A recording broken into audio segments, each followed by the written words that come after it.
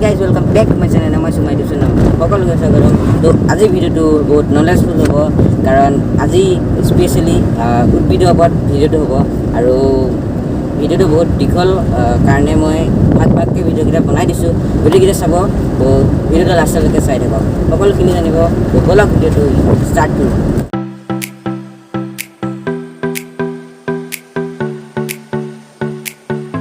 ticket কাটিলো এয়া ticket 3টা কাৰণে 3টা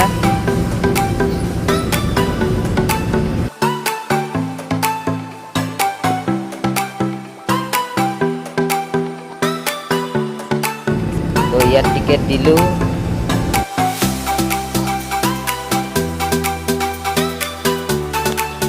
ভিডিওটো লাষ্টলৈকে চাই দিব কাৰণ আপোনালোকে ইয়াত বহুতো জ্ঞান পাব উদ্ভিদৰ ওপৰত আৰু বহুত অসমীয়া লোককৃষ্টিৰ ওপৰতো জ্ঞান পাব আমাৰ ইয়াত প্ৰায় 60মান প্ৰজাতি আছে অৰ্কিডৰ যিখিনি উত্তৰ পূৰ্বাঞ্চলৰে হয় এইটো আমাৰ জাতীয় ফুলজোপা কপৌ ফুল ইয়াত নিজৰ কপৌ হয় তাৰ প্ৰমাণিত আৰু চাইণ্টিফিক নেম হৈছে ৰিংকোষ্টা বিচৰটোছা আৰু কেইবাটাও কালাৰ পোৱা যায় আৰু এইফালে এজোপা প্ৰজাতি ফুলিছে এইটো গেষ্টচিলা চাবলিকাছ দেখিবলৈ অকণমান মৌ-মাখিৰ দৰে লাগে মৌ-মাখিৰ দৰে ফুল এইবাৰ দেখিছেনে আৰু এইফালে এটা প্ৰজাতি ফুলিছে এইটো চিলোজাইনি অভেলিছ ফুলিছে আৰু এইফালে ফুলিছে ডান্সিং লেডি ইয়াৰো কেইবাটাও ৰং থাকে ডান্সিং লেডি এনেকুৱা লাগে হাত দুখন আছে মুখ আছে ফ্ৰক পিন্ধিছে এনেধৰণৰ বহুতো ৰং থাকে এন্থুৰিয়ামৰ আৰু এইফালে এজোপা ফুলিছে ভাটৌথুটীয়া কপৌ জেঠত ফুলে কাৰণে জেঠা কপৌ বুলিও কয় তাৰ ফুলিলে বৰ ধুনীয়া গোন্ধ ওলায় আৰু অৰ্কিডসমূহ দুই ধৰণৰ হয় আৰু অৰ্কিড মানে হৈছে কপৌ ফুল জাতীয় সপুষ্পক উদ্ভিদকে অৰ্কিড কয় দুই ধৰণৰ হয় গছতো হয় আৰু মাটিতো হয়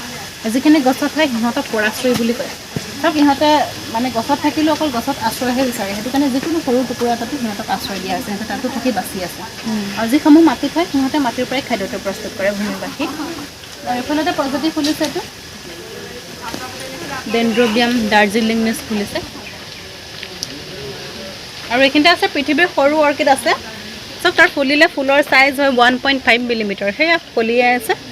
এটা প্ৰজাতি ফুলিছে সেইটো চাওক সেইটো হকিয়তী ফুল বুলি কয় ডেনড্ৰবিয়াম ক্ৰেচেণ্থাম চাইণ্টিফিক নেম এইটোটা ফুলিছে মাটিত হয় কাৰণে মাটি কপৌ বুলিও কয় এইটো 12 মাহে ফুলি থাকে এইফালে কলচী উদ্ভিদটো আছে চাওক এতিয়া উচ্চৰংগটো সোমাই গ'লে সি আঠাজাতীয় থাকে ওলাই আহিব নোৱাৰে সিহঁতৰ তাতে মানে গেলি পচে তাতে খাদ্য হয় একো মাটিৰ প্ৰয়োজন নহয় ইয়াত আপোনালোকে দেখিছে ইয়াত হেলাইবিলাক এৰুৱাই দিয়া নাই আৰু হেলাইবিলাকৰ কাৰণে এই অৰ্কিডবিলাক জীয়াই আছে বুলি এওঁলোকে কৈছে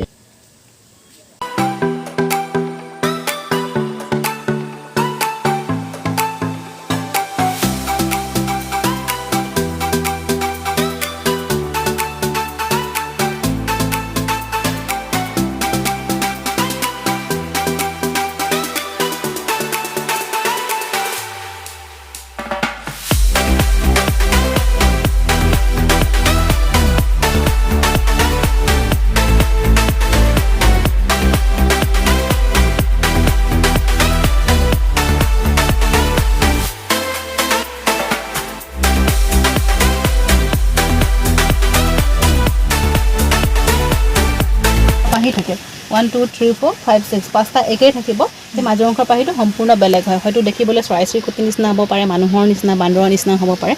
মানে অৰ্কিড চিনাক্ত কৰিবলৈ আপোনালোকে এইটোৱে চালি হ'ল যে 6টা পাহি আছে আৰু মাজৰটো অলপ বেলেগ ধৰণৰ হয় মানে নাচনী নিচিনা হওক চৰাই নিচিনা হওক মানুহৰ নিচিনা হয় মাজৰ ডোখৰ বাকী 6টা পাহি থাকে তাই তেনেকৈ অৰ্কিড চিনাক্ত কৰিব পাৰি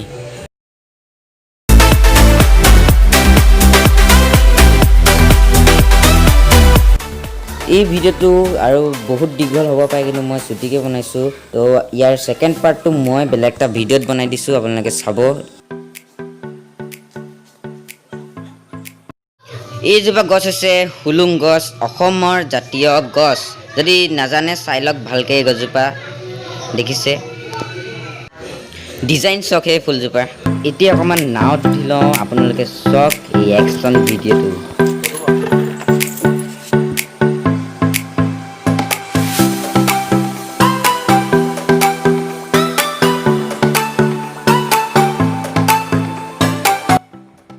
এইটো আছিলে ভিডিঅ'টো বহুত দীঘল হৈছে গম পাইছোঁ হ'লেও চেনেলটো নতুনকৈ আহিছে যদি ছাবস্ক্ৰাইব ভিডিঅ'টো লাইক শ্বেয়াৰ কৰি থৈ যাব আৰু থেংক ইউ ফৰ ৱাচিং পুনৰ লগ পাম এটা ভিডিঅ'